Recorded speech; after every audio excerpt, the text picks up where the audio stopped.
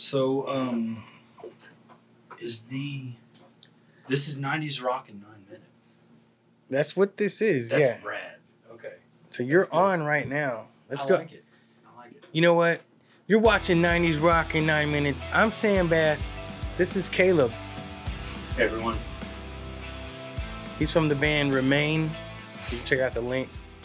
And today we're going over one of the greatest rock albums of all time, right? It's a pretty good one. A great follow-up to one of the best of all time, for sure. Of course, I'm talking about In Utero. What are your thoughts on this? Man, first thing, two things. The first thing is the title, In Utero, which means, like, literally in the womb. I think we might have talked about this before. Imagine you're Kurt Cobain. I mean, essentially, you're Nirvana, but you're Kurt Cobain. I do that quite often. Yeah. You're Kurt Cobain, and you've just written the biggest album with the biggest song, and kind of rewritten the landscape of music, and you're all this now, and a bag of chips, and everything's great. And the title of that huge song was Smells Like Teen Spirit, and then the opening line to your follow-up album is Teenage Angst Has Paid Off Well in the first song, Serve the Serve. It's pretty rad. That's a great line. It's very self-aware. Yeah. And I like that. That's my second favorite song on the album. What, Serve the Servants? Serve the Servants is my second favorite song on the album. This is my favorite Nirvana album artwork. My favorite song is Radio Friendly Unit Shifter. I love the guitar riff in that song. I love the drive. I love the drums. It goes hard, and Dave Grohl continues that thing where he writes drum hooks for to perfectly work around what the song's doing. So it's cool. Which one's yours? Serve the Servants, I think. That's your favorite? Yeah, and I really thought about this. Okay, so... And I do think that one's my favorite.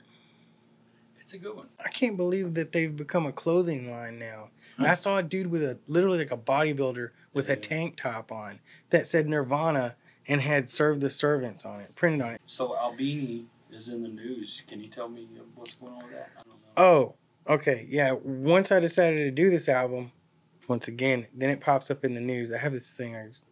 So anyway. Is it a recent story, though? It is. He said Steve Albini. Is it Bini Beanie? I thought it was Albini. Steve Albini, baby. Yeah, Albini, baby. He was in I know this story. You do? And what happened? Yeah, so they smashed their equipment. I thought he exposed his... Oh, did he? Did he do that? I didn't know that. Oh, no, that was Jim. Story. That was Jim Morrison. That was Morrison. Yeah. Okay. It was like 1987, and they were like, this is our final show. Yeah. We're going to destroy our gear. They destroy their stuff. Albini smashes his guitar. It goes into pieces, and this kid walks up with a chunk of the guitar and says, hey, could you sign this? And he's like, I guess, sure, you can have it. You keep it. And it was Kurt Cobain. Yeah, that's the story. Yeah. It's unbelievable. And then he went on to be a huge rock star and have that guy record this album. Now, here's the thing that's going to blow your mind. I have another version of this CD. So tell me about this. And this is worth $50 to $100. And what is the... Don't open it. I will not. Okay. But anyway, can you tell me the difference? It's right there on the back as to why that makes it worth so much more. What am I missing? And there's a story. I know there's some kind of print error. Go ahead, take it away. I don't know. I can't tell. Okay. Well, if you notice the track "Rape Me," take a look at it on this one. Waif Me. You kidding? Wow. Yep. That was the misprint, a rare misprint. There was only 5 of these ever printed, and that's worth $250,000. No, I'm just kidding. But what happened was, I want to write my own version of that. Wait for me.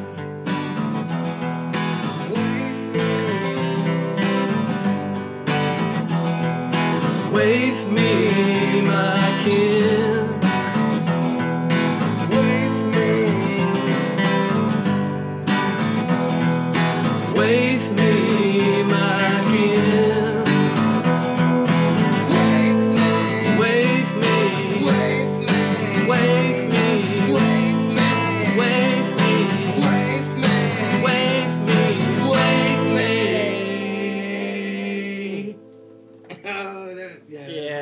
lyrics.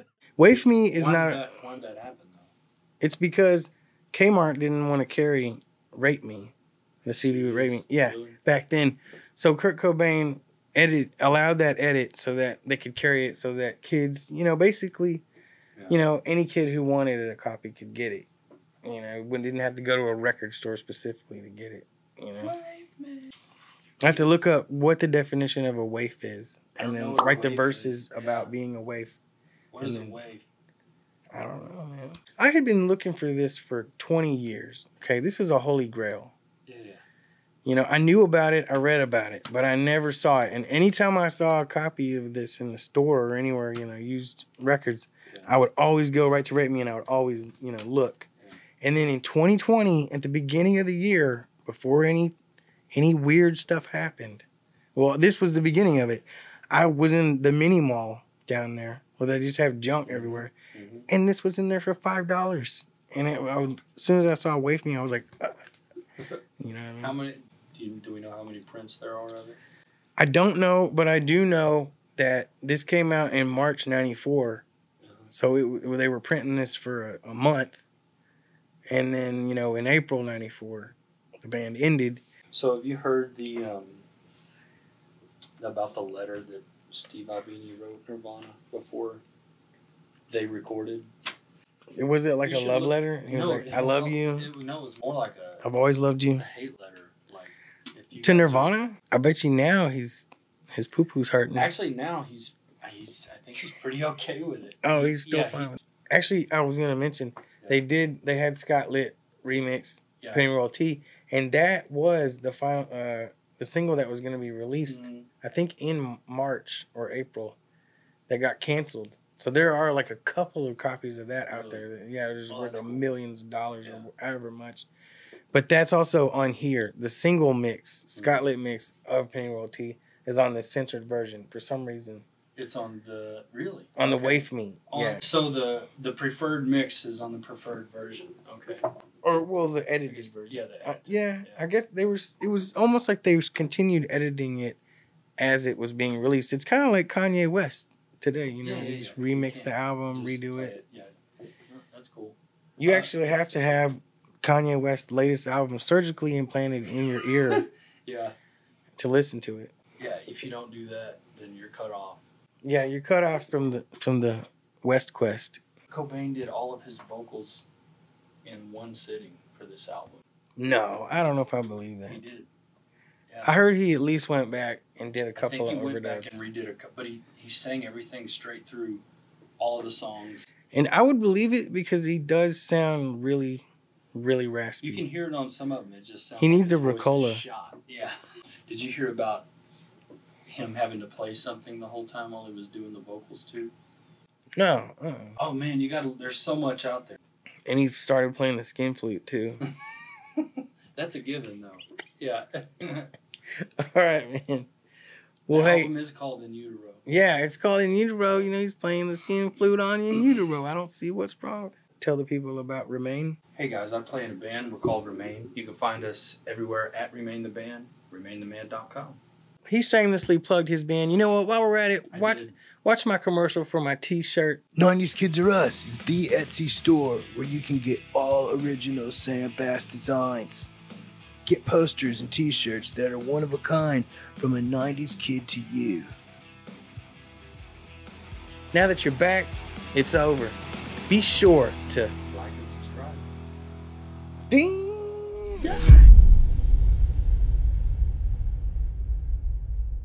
So you're gonna say be sure to, and I say like and subscribe. That's all I say. After the commercial, I'm gonna show them a commercial and then come back with the end credit. All right, do it.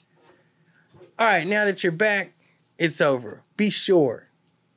You didn't say two. Two. Okay. All right. Damn it. All right. Let's just release the bloopers of this. Yeah, after the end credits, we'll do a blooper thing.